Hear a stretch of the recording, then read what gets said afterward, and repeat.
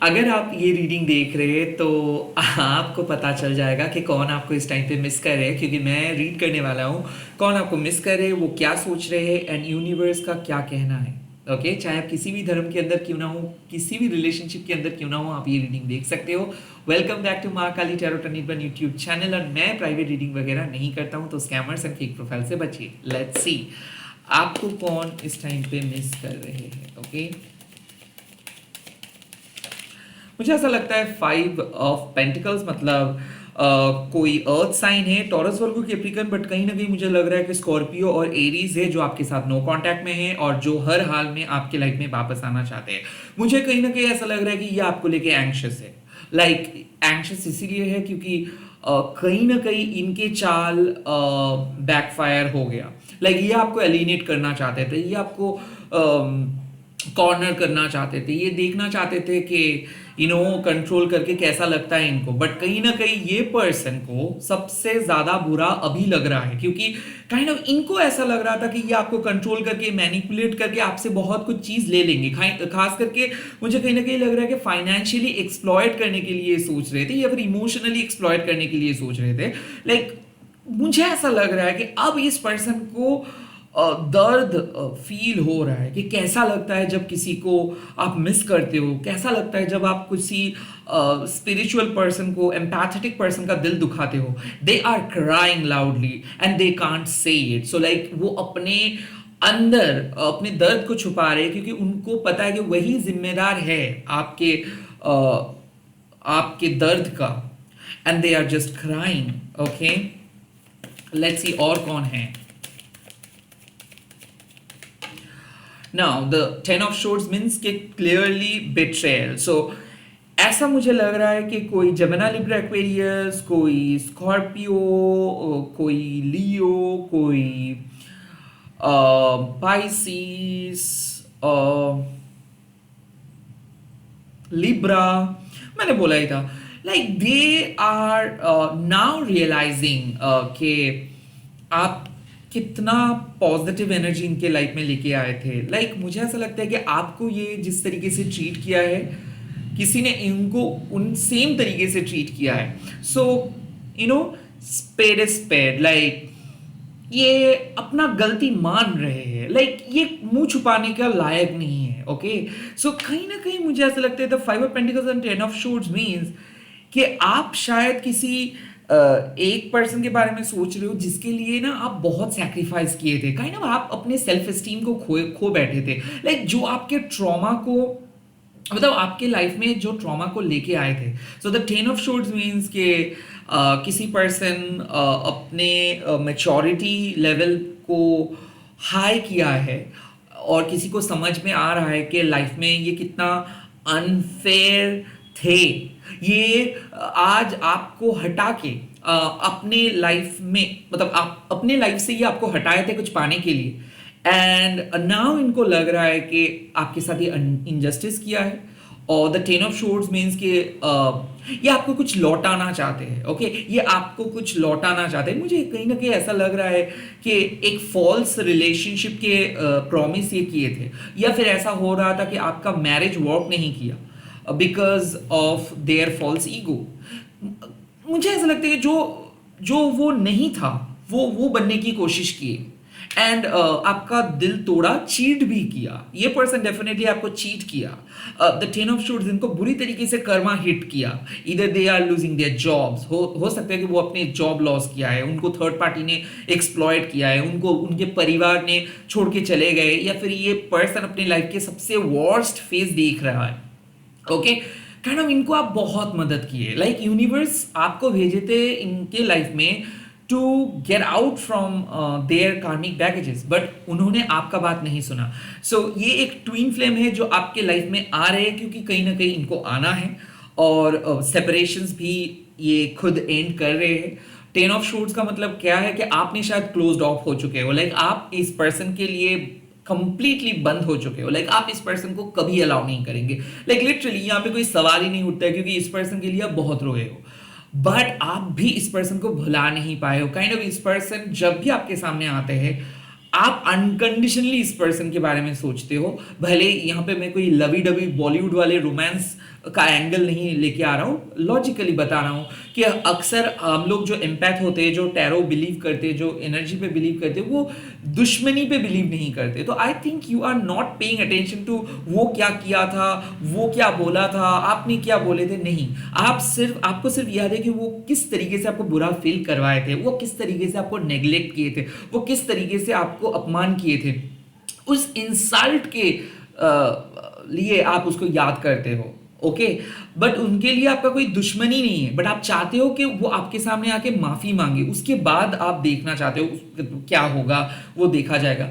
But मुझे ऐसा लगता है कि 10 ऑफ शोर्ड्स मीन्स कि आप हर हाल में इनसे दूर हो चुके हो, लाइक सोशल मीडिया से ब्लॉक, सब जगह से ब्लॉक, नंबर्स को भी आप भूल चुके हो, इसकी यादों से आप बाहर आ चुके हो। And now they are desperately looking for you, they are desperately trying to find you, कि कहां पे आप छुपे हो, कहां पे आप हो, क्या कर रहे हो आप। बिकॉज ये अब लोनली फील कर रहे हैं, हो सकता है इनको कार्मिक सजा मिल रहा है, और ये इस टाइम पे इनको रियलाइजेशन हो रहा है कि आपने जो जो बात किए थे इनको, वो सब सच था। ओके, सो कोई पर्सन पछता रहा है। ओके, बट लाइक अब ये नामुमकिन है, बिकॉज ऐसा है कि आप इनसे बहुत दूर आगे बढ़ चुके हो। ओके, हो सकता है कि अब यूनिवर्स अगर कोई मिरेकलियस चीजें करेंगे तभी शायद आप लोग एक साथ हो सकते हो, नहीं तो आपका कोई इरादा नहीं है। So the 10 of swords means कि आप बंद कर चुके हो इस चैप्टर को, और वो आज आपको मिस कर रहे हैं। उसके बाद है the world. Oh my God, oh my God. ना ये एक फ्यूचर पर्सन हो सकता है, या फिर आपके प्रेजेंट रिलेशनशिप एक यू टर्न ले रहे हैं, या फिर कोई पास्ट पर्सन वापस आ रहा है, जो भी हो सकता है। It's a world card. The world is calling you to lovers. Okay, so दो लवर्स एक साथ आ रहे हैं। क्यों? क्योंकि कहीं ना कहीं आप दोनों अपने कार्मिक बैगेजेस को फिनिश करेंगे, आपके कार्मिक लेसन्स को फिनिश करेंगे। सो आई थिंक सम लाइक जो आपके साथ फ्यूचर में रहेंगे वो आपको मैनिफेस्ट करे, वो आपको मिस करे, जो आपको सच्चा प्यार करते वो आपको मिस करे। यहाँ पे जोडियक साइन खास करके वर्गो, एक्वेरियस, टॉरस, सेजिटेरियस हो सकता है, बट मुझे ऐसा लग रहा है कि ये सभी के लिए। अगर आप नो कांटेक्ट में हो, आई थिंक आपके नो कांटेक्ट पर्सन आपके साथ कनेक्ट करने की कोशिश कर रहे हैं। हो सकता है कि ये डिस्कवर करे कि आप ही उनके सोलमेट हो सकता है ये डिस्कवर करे कि आप हमेशा से ही उनके लिए अवेलेबल थे, बट इन्होंने अक्सर नकारा है आपको, इन्होंने अक्सर आपको रिजेक्ट किया है, इन्होंने आपको काइंड ऑफ उतना अटेंशंस नहीं दिया है। तो the world means I think third party की वजह से, रिलेशनशिप की वजह से, बच्चे की वजह से ये नहीं आ पाया। ये हो सकता है एक मैरिड पर्सन है, या फिर एक टॉक्सिक मैरिज में फंसे थे, अब now they are going to get free. So ये अपने टॉक्सिक मैरिज से फैमिली रिस्पॉन्सिबिलिटीज से बाहर आ रहे हैं। मुझे ऐसा लग रहा है इनको डिवोर्स फाइनली मिल रहा है, और वो देन एंड देयर आपको कॉल और मैसेज करना चाहते हैं। काइंड ऑफ ये बहुत डरे हुए हैं कि क्या आज भी आप इनके लिए वेट कर रहे हो, या फिर आप मूव ऑन कर चुके हो, या फिर ये डरे हुए हैं कि आप दोनों के बीच में कोई और आ चुका है या नहीं। बट कहीं ना कहीं मुझे ऐसा लगता है कि आप को लाइफ में कोई नहीं मिला, या फिर आप आज भी इनके पोजीशंस को कंसीडर करते हो, इसीलिए शायद आपने कोई सर्च नहीं किया। काइंड ऑफ आपने सरेंडर किए थे कि ठीक है जो होना है वो होगा।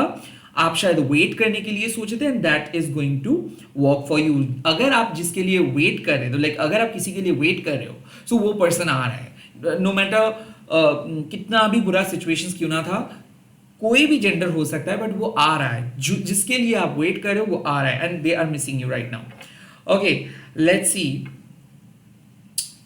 कि ये एक्चुअली क्या कहना चाहते हैं, इनके डीपेस्ट फीलिंग्स क्या है। Okay, the first card is the hermit. So ये खुद को बदल रहा है या फिर बदल चुका है। द डेथ, यस, बदलाव का कार्ड है और डेथ कार्ड आया। सो जो पर्सन को आप जानते थे वो अब ऐसे नहीं है, ये बदल चुका है, ये सेकंड चांस मांग रहे हैं, ये आपसे रिक्वेस्ट करे कि मुझे अलाउ करो, मुझे विश्वास करो, मुझे ट्रस्ट करो, मुझे आपसे जुड़ना है।